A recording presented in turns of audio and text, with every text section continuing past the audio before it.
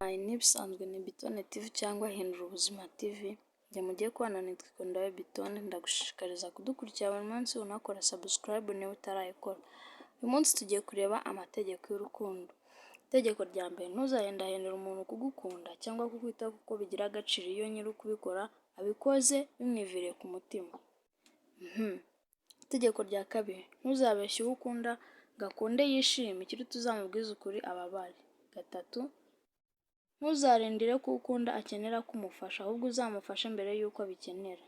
Kane, ntuzegere wibagirwa umukunzi wawe mu gihe yaguhaye byinshi bitagomba kwibagirwa.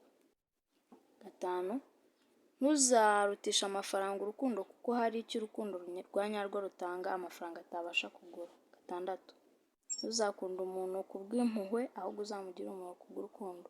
Karindwi, urajya ucyaha uwo ukunda mwiherere nimugera mu bandi umurengere.